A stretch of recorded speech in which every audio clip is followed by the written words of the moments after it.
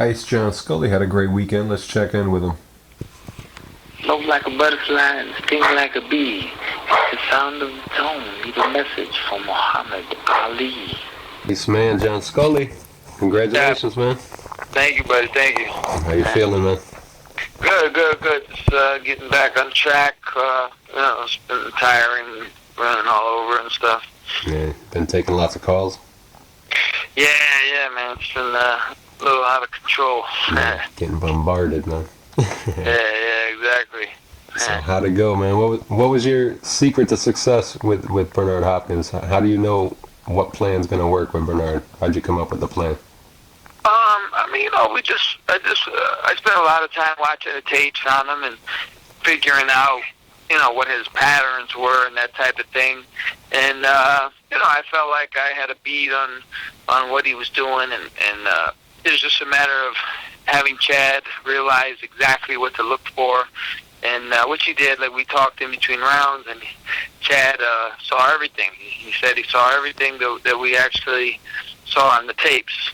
And, specifically, just Hopkins is kind of like a magician. He creates an illusion of one thing when he's actually trying to accomplish something else. And I pointed it out to Chad and showed him, what I felt, what I meant by that. And that's kind of exactly what happened in the fight. Hopkins, did different things, little maneuvers that were, to me, it was like he tried to make it look like he wanted to do one thing, but in actuality he wanted to do something else. And, I was able to, figure out what that was, and Chad was able to see it too, and Chad capitalized on it. Yeah. Now, you being Chad's trainer, you know Chad better than most people do. Is one of the things you got to work on with Chad, does he sometimes get lackadaisical and you have to push him to be more aggressive and stuff? Yeah, the thing with him is it happens with a lot of really talented guys. They win so easily on such a frequent basis, on a regular basis, that they begin to say, well, man, I don't need to be in super shape. I don't need to be super, go out of my way to be super concentrated because I can beat these guys anyway. But that's just a recipe for disaster. And, I've implemented that, and I've tried to implement him the fact that I use an analogy I use with him. I always tell him, I say, we're on the 1 yard line, and we got to go to the other end zone. We have 100 yards to go, and you can't stop till you get to the end zone. And I say you can't stop at the 50 and talk to the line judge, and you can't fall down at the 80, and you can't rest at the 60. And he understands that, and so it's just, I think from now on you're going to see a guy like you saw the other night, and like you would have seen the first time, where he's just focused and he's coming to fight every round and showcase his skills every round. Mm-hmm. And with the Witherspoon fight and going against Seth Mitchell, it kind of ended fast. What was the mindset, like, what was Chad thinking in the dressing room, having to get it ready that fast to go out? Well, one thing about us, we don't, and I actually said this to him in the dressing room, because they come in and they kind of give you a schedule. They say, okay, if the first fight ends within a couple rounds, then you're going to do this. And if it goes 6 rounds, then you're going to do this. And, it's always kind of a rush job, basically. And I told him, I said, listen, unless they have about 10 guys who want to come in here and drag you out of here, we're not leaving until you're ready. And he said, and that puts the fighter at ease. Because, I know as a fighter, when I was a boxer, they would rush in. You felt like, wow, I got to go. These people are telling me I got to go. And, you need a trainer to go, hey, what are you going to do? You got to physically remove us from this room? See how you're going to do that. Are you going to start the fight without us? And, a fighter, just wants someone to kind of stand up for him, because he doesn't want to get into a big beef right before the fight and, stress out. So that's why you have a team to handle those aspects of the game. Yeah, and watching HBO all these years, I know that lady who comes in to get you out of there. Yeah. She's there. Yeah, she's a pit bull, man. She, she wants it done. But like I say, she's not that big of a lady, so I don't think we can get us both out there. Yeah, maybe they need Ian Wolf or something. Yeah. How'd you feel after the first 2 rounds and Chad didn't seem to want to take control yet? Were you worried that he was going to give the fight to Hopkins, fight at his No, pace? no, actually I wasn't, because Hopkins didn't seem like he wanted to take control either. We were pressing the fight, even though there wasn't a lot of activity. We were clearly pressing the fight. I was actually, it was me that changed the game plan after the third, because I saw that the pace was too slow, and Hopkins was comfortable at it, and Hopkins, I think it was in the third, he started to get through with a couple of sneaky punches. And so it was after that round, and I said to Chad, I forget the exact words, but the gist of it was, listen, forget what I told you. Forget what we said the last two rounds. Like let's go forward. Let's start pushing this. And, I just felt we needed to change the pace a little bit and put a little sense of urgency into Chad.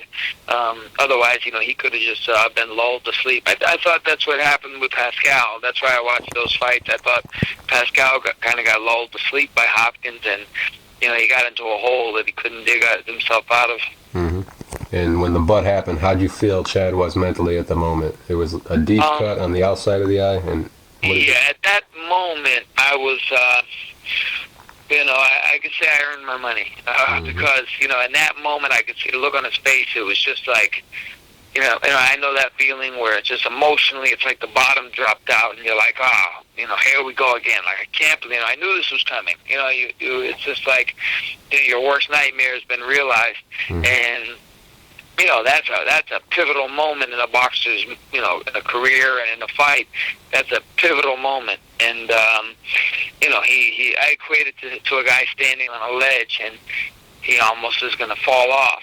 And you gotta reel him back in. You gotta pull him back off the ledge. And he was able to stay off the ledge, and he kept his focus despite the blood, and he took it home. I think that's where you did earn your money. I think you sent him out for round 4, and you could see the passion in Chad coming out. Did you say anything that caused the change? Well, I just spelled it out for him. I said, that's actually what I said. I said, look, forget what I told you before. We got to change it up. You have to adjust. And I've always told him, the mark of a great champion is being able to adjust in the middle of a fight. A lot of guys can't do it. A lot of good fighters can't do it. But I know he wants to be great, and so I can show him moments when you need to be great, and that was one of them. He needed to show that he could change the way he was fighting, despite the fact that he was already focused on another way, and he did that. And that's what I felt like that was the formula at that moment. Going in, we wanted to box more, but it just seemed at that moment I just felt like he needed to switch it up, and he did.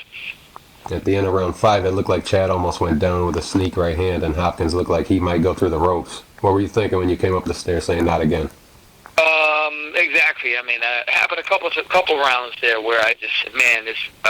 Actually, somebody in the gym today told me they saw the tape, and it looked like I said something to the effect of "not today." Like, we're not going to have this. This isn't going to happen again, because I said that was again. I just didn't want Chad to get caught up in a street fight, and I just had to hold him together as far as just maintaining his discipline and winning the fight.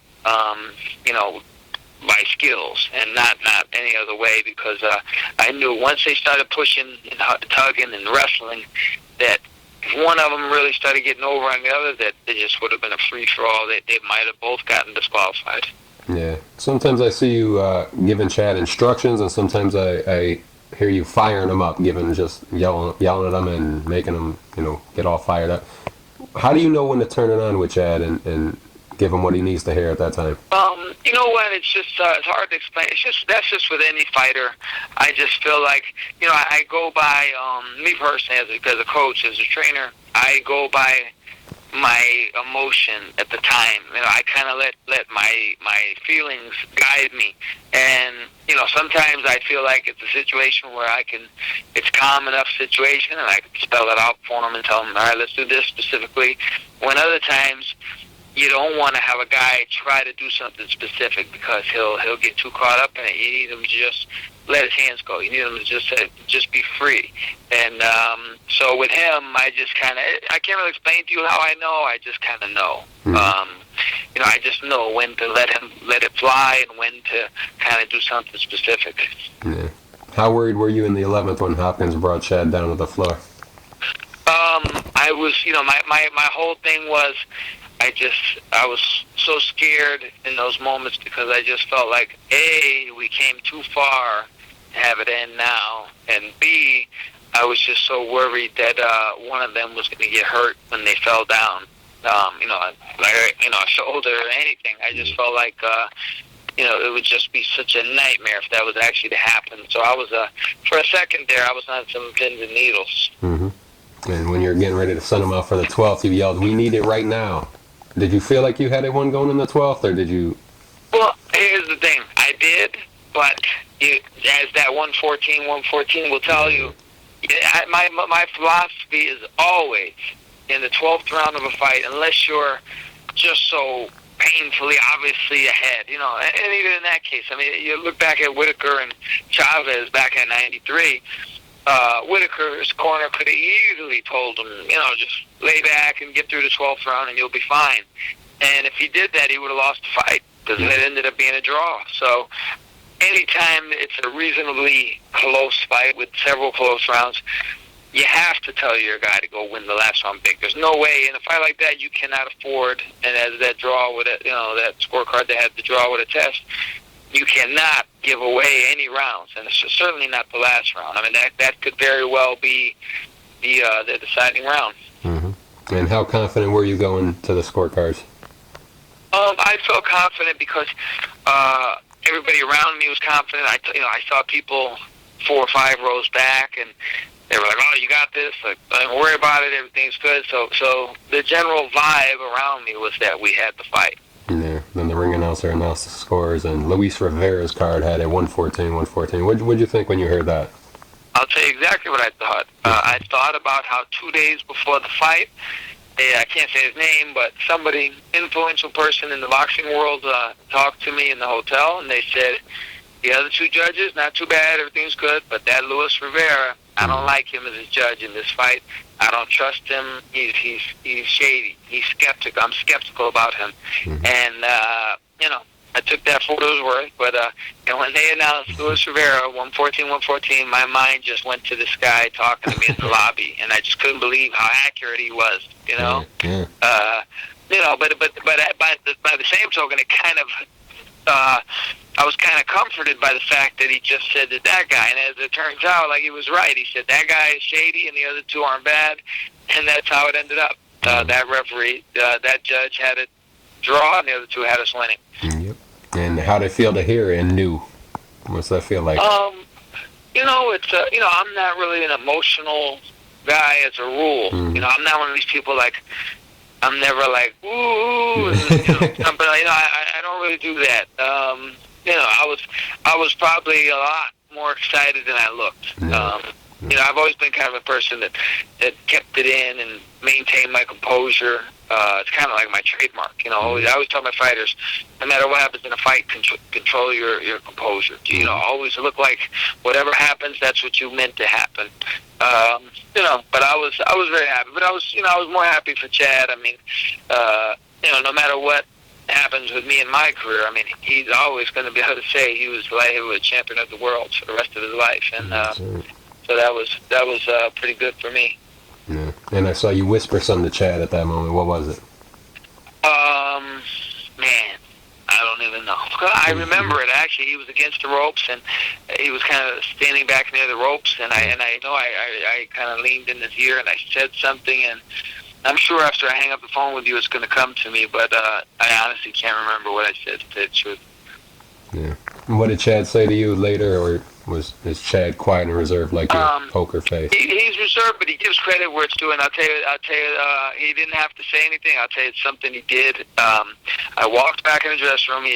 I got there a few minutes late. I think I was doing an interview or something out in the arena. And when I came in, he had already changed his clothes, and everybody was in there, the reporters. And he handed me the trunks from the fight as a present. And so that was the first thing he did. As soon as I walked in, he had them in his hand, and he handed them to me. So that was, that without words, that pretty much said it all. Yeah, a lot of blood on those shorts, huh? Yeah. But I'll never wash them. That's part of the fight. So they're there to stay. And what did Chad say about the butts and about fighting and the whole fight in general? To tell you the truth, it was just kind of an ecstatic thing. We were all just celebrating, and we really didn't discuss it that much yet. I'm sure we will in a few days, but everybody was just kind of hyped up and jazzed up and celebrating, and so we haven't really discussed the fight in detail yet. Mm-hmm. Why do you think you guys mesh so well together? I have my theory is that when I was coaching amateurs, and I was going on trips with him and his amateur coach back in the 90s when he was a kid, we're talking 15, 14, 13, I was fighting like Michael Nunn and Henry Maskey for the title, and I always kind of felt that when he was 13 and 14 and 15, I was a ranked contender, and a coach of amateurs. So I think he kind of looked at me, maybe looked up to me, and I was the only coach he knew that was actually a professional fighter and was actually in the world rankings at the time. So, I'm guessing, putting myself in his shoes, I probably a guy I look up to a little bit, and then we used to spar with each other, and he used to always tell me what great work it was, and so I think the fact that I was a fighter, maybe I was in a position where he wanted to be when he was a kid, and so I think that in some way had something to do with it. Yeah. Chad's a 6'3" southpaw, and he's real good. Even if he's champion, I don't think there's going to be a lot of guys clamoring for a shot against him. What does he plan to stay louder and more aggressive like he was for this fight? I would say so. Yeah, we've kind of tapped into something with him, and I'd say there's no going back now. Yeah. Who's being talked for who's next? Any talk yet? Well, right now it's I would say it's 99% sure it's either going to be Andrea Ward or Jean Pascal. One of those two next. Yeah. Did Bernard say anything to you or Chad at the post fight? He didn't say anything. Maybe he was great. He was really great. He came right over to Chad on the platform, and he was very humble. He gave Chad credit, and then there was actually a woman who we found out a couple minutes later was Hopkins' sister, and she was pretty vocal while Chad was starting to talk, and she was not a fan of Chad, I guess you could say, and Chad, almost like started to say something back to her, and Bernard, very respectfully, he was behind Chad, and he said, "Hey, Chad, listen," he kind of whispered it to him, "Hey, that's my sister, man, just, she's excited," and, and then when she kept talking, he said in front of everybody, he yelled at her, and not really yelled, but he loud enough for everybody to hear. He said to her and her crew, he said, "Come on, you guys, just chill out, calm down, show some respect." And he was actually the one that reined things in. So can't say anything bad about Bernard. He showed a lot of class there. Yeah. Did you watch the replay yet? No, I haven't seen anything yet. Say the truth. No, I haven't. Say the truth, believe it or not, when I had Jose Rivera win the WBA title in 2006 on Showtime, which was the performance of his career, I've actually never seen the fight. I've never watched it once. Just only because nights like that, I kind of, watching the tape almost spoils it for me because I have it memorized in my head the way it was and the way I felt, and sometimes when you watch the tape you see different things and it kind of clouds your memory, and I kind of prefer to just remember it the way it was. So if I can help it, I probably won't even watch the fight. No.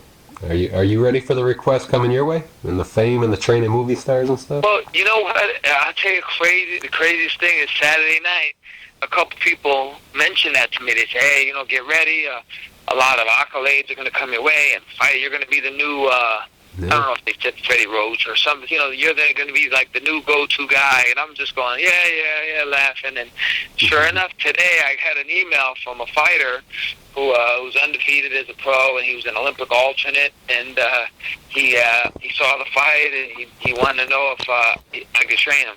Yeah. So it's a crazy thing. But I'll take whatever comes. I'll take anybody. I'm the type. I train young amateurs. I've trained pros with, losing records. Guy comes to me and he's 2-3, and I'm not really, I'm not a guy like I have to have Mosley and a Dawson and a Mayweather. I mean, I'll train any fighter that wants some help. And so, hey, if anybody wants some help, I'm here to give it. Yeah, I don't think you'll be having time for too many 2 and 3 guys anymore. You know? Yeah. But if they're there, I couldn't tell a guy no. It would be, to me, it would be disrespectful to a fighter to kind of tell him I'm too big for you. I'm too good for you, because there was a time when I certainly wasn't too big for anybody. You know what I mean? So I don't want to change that now. A humbled Iceman. Right, that's because you know what I mean. Right now I'm doing pretty good. I've got a champion and et cetera, et cetera. But boxing's a funny game. That could change, and you gotta stay as humble as possible and as real as possible. And I'd like for that to be my trademark, that I'm as real as possible. So I was in the gym today. I was right back in the gym working with my amateurs, and we've got a couple tournaments coming up next month. So nothing. It's like winning the lottery. Some people go and buy jets and airplanes and locomotives and whatever they buy, but for me, I wouldn't buy anything. I would live in the same house and drive the same car, even if I won the lottery. So you gotta stay the same. You can't. No success is going to change who you are. Yeah. Congratulations, Iceman. Thank you. I really appreciate it. Thank you. I'm very appreciative that you even have me on the show. I appreciate that. Yeah. Have you on many times, as much as you want. Thanks. Thank you. Hey, anytime you need me. Thank you. Yeah.